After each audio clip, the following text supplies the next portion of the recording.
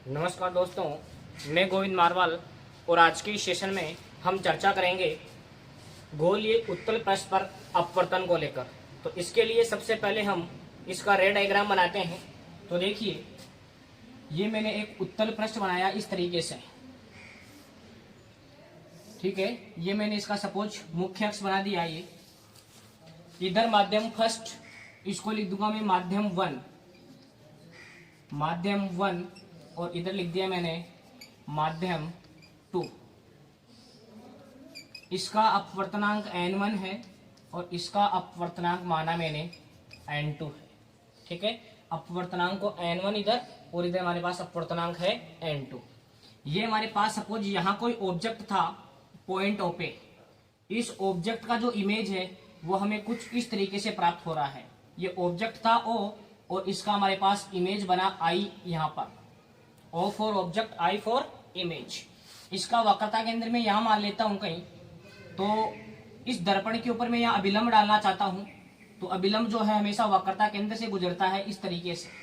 ये हमारे पास इसका वक्रता केंद्र है C, सेंटर ऑफ कर्वेचर, ठीक है। अब देखिए, ये जो कोण बना रहा है, इधर से ऑब्जेक्ट से चलने वाली किरण मुख्य अक्ष के साथ अल्फा कोण बना रही है, और सपोज ये जो इमेज है ये कोण बना रही है हमारे पास बीटा, और जो अभिलंब है ये मुख्य अक्ष के साथ कोण बना रहा है फाई। ये जो पॉइंट है, इस पॉइंट को मैं नाम दे देता हूं P। ये आपतित किरण है, ये अभिलंब है। तो आपतित किरण अभिलंब के साथ जो कोण बनाती है इसको हम बोलते हैं आपतन कोण I, जबकि जो अपवर्तित किरण अभिलंब के साथ कोण बनाती है इसको हम बोलेंगे अपवर्तन कोण R। मैं क्या करता हूं, ये जो पॉइंट है इस पॉइंट को मैं नाम देता हूं M, ठीक है। और यहां से इस तरीके से ये जो हाइट है इसको मैं दिखा देता हूं N से, और इसकी जो हाइट है इसको मैं रिप्रेजेंट करता हूं H से, ठीक है। तो देखिए, इसमें अपवर्तन की घटना हो रही है, तो सबसे पहले हम इसमें स्नेल का नियम काम में लेंगे। तो स्नेल के नियम की अगर मैं बात करूं, स्नेल के नियम से,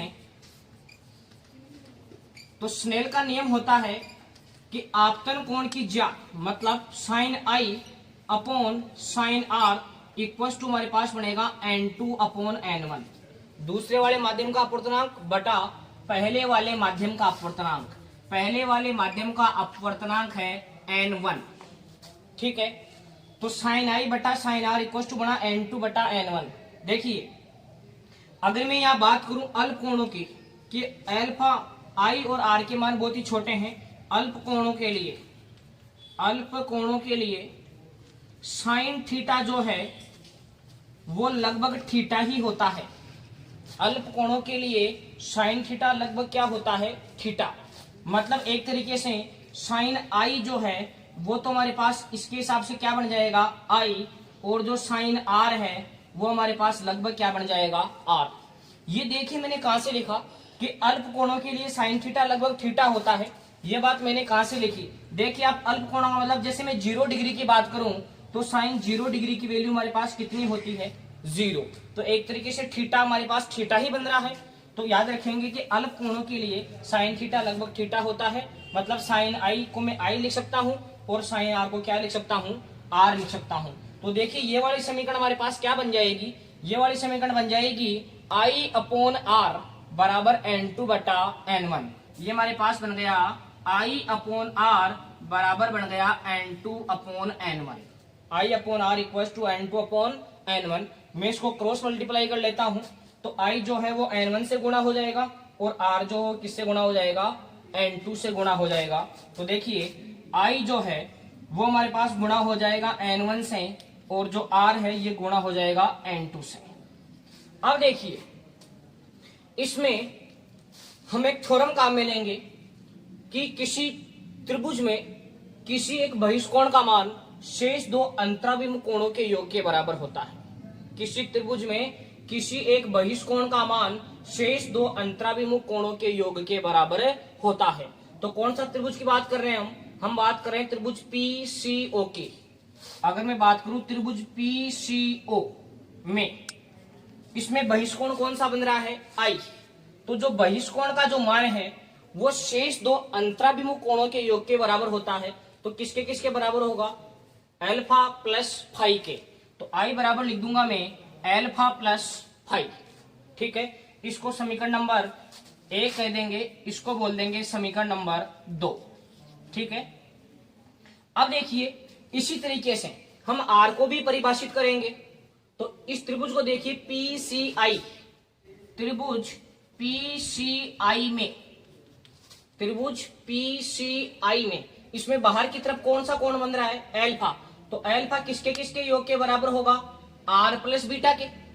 भाई बहिष्कोण का मान दो अंतराभिमुख कोणों के योग के बराबर होता है। तो हमारे पास बनेगा फाई बराबर बनेगा आर प्लस बीटा। ठीक है, तो यहां से मैं आर की वैल्यू पता करनी है, तो बीटा को इधर भेज दूंगा मैं। तो बीटा को इधर भेज देंगे तो बीटा इधर आके माइनस का बनेगा।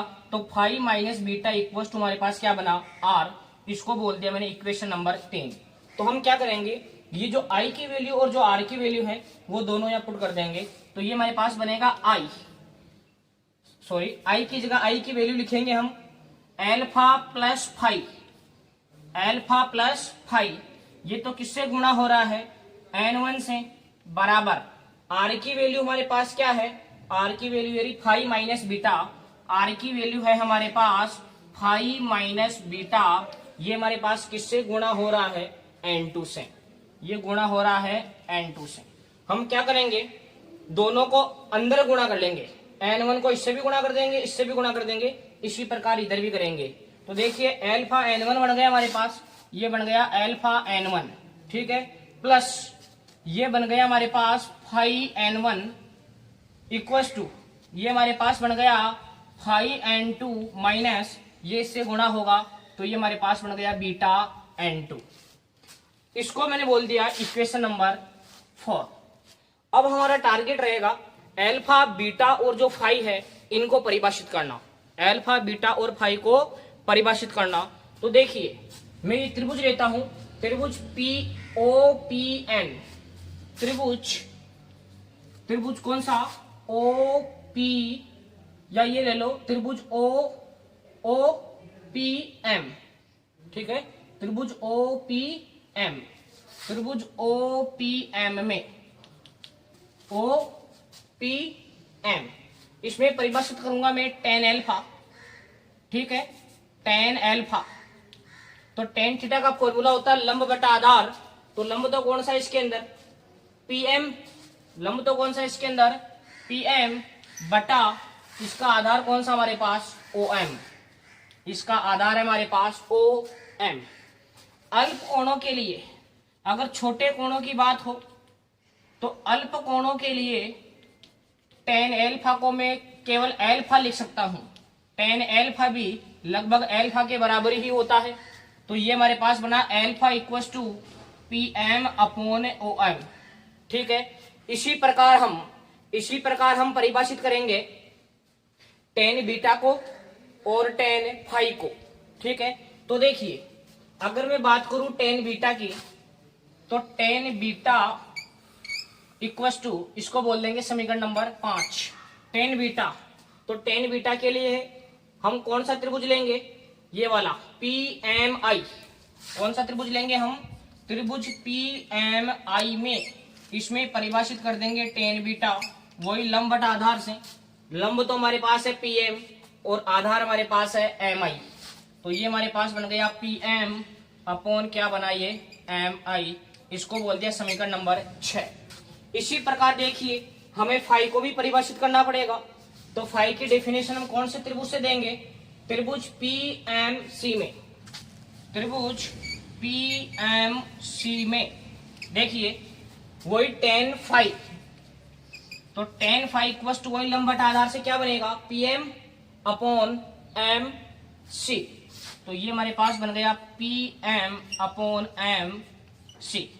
इसको बोल दिया मैंने समीकरण नंबर 7।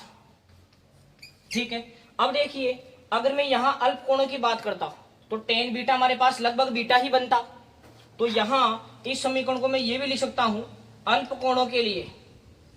ठीक है, मैं अलग से लिख देता हूं समीकरण 6 से, समीकरण 6 से अल्प कोणों के लिए, अल्प कोणों के लिए टेन बीटा लगभग बीटा बनेगा, अल्प कोणों के लिए टेन बीटा लगभग बीटा बनेगा। ठीक है, तो ये हमारे पास बीटा की वैल्यू हमारे पास क्या हो जाएगी, पी एम अपॉन एम आई, हमारे पास बीटा बन जाएगा पी एम अपॉन एम आई। इसको कुछ नाम देते हैं, इसको कुछ नाम देते हैं हम समीकरण नंबर 8। इसी प्रकार देखिए, इसी प्रकार टेन फाई को मैं क्या लिख सकता हूं, टेन फाई को लगभग फाई लिख सकता हूं मैं अल्प कोणों के लिए। तो फाई की वैल्यू क्या बनेगी, P M upon M C, P M upon M C, इसको बोल दिया मैंने समीकरण नंबर 9। अब ये अल्फा बीटा और जो गामा की वैल्यू निकाली, देखिए अल्फा की वैल्यू ये रही समीकरण 5 से, समीकरण 8 से और समीकरण 9 से। तो समीकरण 5, 8 व 9 को कौन से समीकरण में रख देंगे हम रख देंगे समीकरण 4 में। को समीकरण 4 में रखने पर तो देखिए क्या बात बनेगी, अल्फा की जगह लिख दूंगा मैं P M upon O M, P M upon O M किससे गुणा हो रहा है, ये n1 से गुणा हो रहा है n1। ठीक है, प्लस फाई की जगह लिख दूंगा मैं P M upon M C, ये भी किससे गुणा हो रहा है n1 से, बराबर फाई की जगह वही वैल्यू फाई की P M upon M C किससे गुणा हो रहा है n2 से, माइनस बीटा की जगह बीटा की वैल्यू क्या है पी एम अपॉन एम आई, और इसके स्थान पर क्या लिख दूंगा मैं n2 की जगह n2। अब देखिए पी एम सब जगह से कॉमन आ रहा है, तो जो कॉमन चीज है उसको सब जगह से हम कॉमन लेंगे, हटा देंगे, तो क्या बचा ये n1 upon O M plus n1 upon M C बराबर पी एम, कट जाएगा यहां से, ये बनेगा n2 बटा एम सी माइनस ये क्या बनेगा n2 बटा एम आई। अब देखिए हम इनको परिभाषित करने की कोशिश करते हैं। ये हमारे पास वस्तु की दूरी है O से M, इसको मैं रिप्रेजेंट करूंगा U से, वस्तु की दूरी U से, प्रतिबिंब की जो दूरी है यहां से लेकर यहां तक, इस दूरी को हम प्रदर्शित करेंगे V से, और ये जो वक्रता त्रिज्या है M से लेकर C वाली दूरी, इसको हम परिभाषित करेंगे R से। ठीक है, अब देखिए वस्तु की दूरी को तो हम हमेशा माइनस में लेते हैं, तो OM बराबर तो लिख दूंगा मैं माइनस का U। अगर मैं चिन्ह परिपाटी की बात करूं, चिन्ह परिपाटी से, तो OM बराबर लिख दूंगा मैं माइनस का U।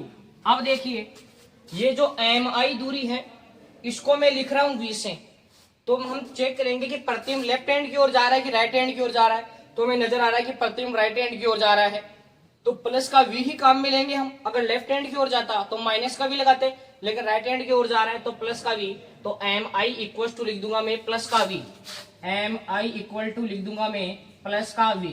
अब देखिए उत्तल छोटा नाम है, बच्चा नाम है, तो इसकी फोकस दूरी प्लस में, मतलब इसकी वक्रता त्रिज्या प्लस में, तो MC बराबर लिख दूंगा प्लस का R, MC इक्वल टू लिख दूंगा प्लस का R। तो ये तीनों वैल्यूज हम यहाँ पुट करेंगे, तो देखिए क्या बनेगा N1 बटा OM के स्थान पर माइनस का U प्लस N1 बटा MC के स्थान पर प्लस का R बराबर N2 बटा MC के स्थान पर R माइनस क्या बनेगा ये N2 बटा MI के स्थान पर क्या लिख दूंगा मैं, इसके स्थान पर MI के स्थान पर प्लस का V।